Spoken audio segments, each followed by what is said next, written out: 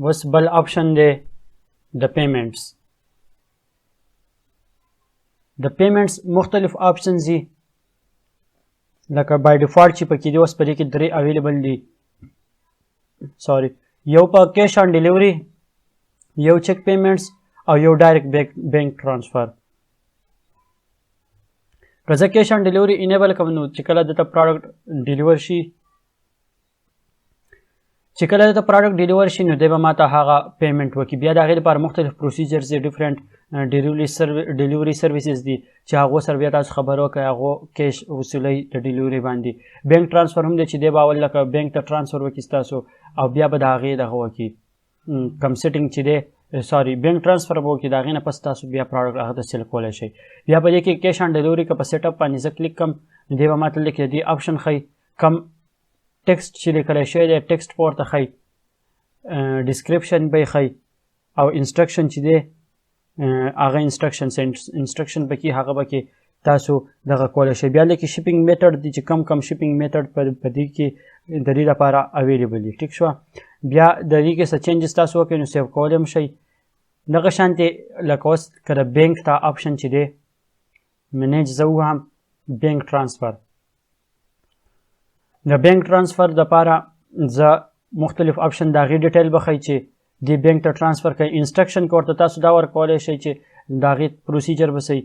بیا چې کوم دی دلته کې اکاونټ نیم کوم اکاونټ نمبر چې دی هغې ډیټیل پکې تاسو ورکولی شئ چې دا اکاونټ دی او دې اکاونټ ته به تاسو پیمنټ کوئ.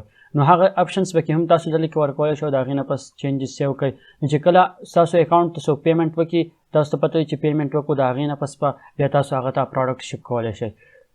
نور پیمنټ میتھډز آپشن هم موجود دي. که زه پلګینز ته راشم او ایډ نیو ووهم نو دلته کې نور ډیفرنٹ پیمنټ آپشنز موجود دي لکه پی پال چې دی دا یو ډیر مشهور پیمنټ ګیټ وی ده چې په دې باندې پیمنټ کیږي. نو پی پال که زه وګورم آپشن نو دې کې مختلف آپشن دي، پی پال، چیک آؤٹ پیمنټ ګیټ وی، پی پال پیمنټس.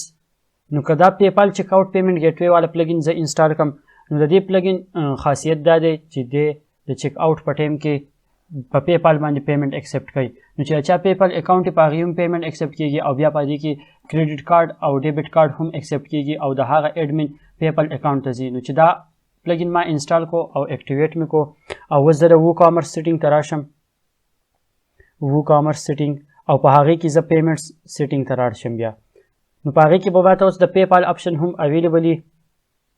که دلته کې زه پیمنټس باندې کلیک کړم او دلته وګورم د پی پال زما خیال ما پلګین نه دی اکټیویټ کړی نو ګورو چې دا پلګین ما اکټیویټ کو که نه. پی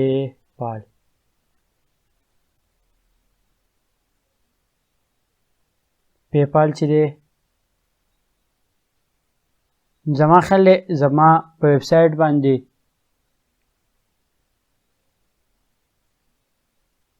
دا پلګین پی پال پیمنټس یو بل پلګین دی دا پې نه دی انسټال.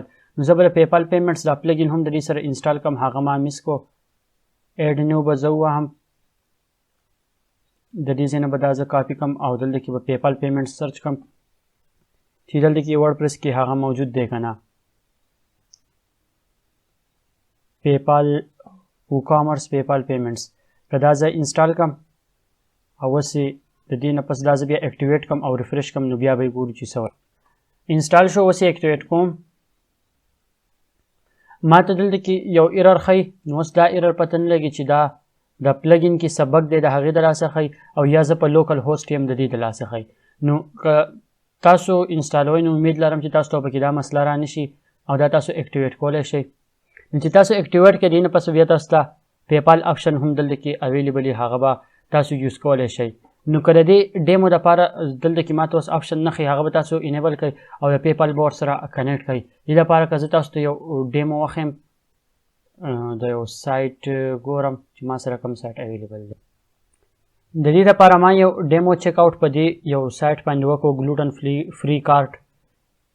په دې سایټ کې که دلته کې زه اوس چیک آؤټ پیج ته راشم او خپل آرډر کمپلیټ کوم نو آپشن یو موجود دی د پی پال، په هغې کې مطلب دا ټول آپشنز زه سلیکټ کولی شم او یو سټرایپ هم ماته ښیي چې په هغه سټرایپ په ترو باندې هم زه د ډیبټ کارډ او کریډټ کارډ پیمنټ وصولولی شم.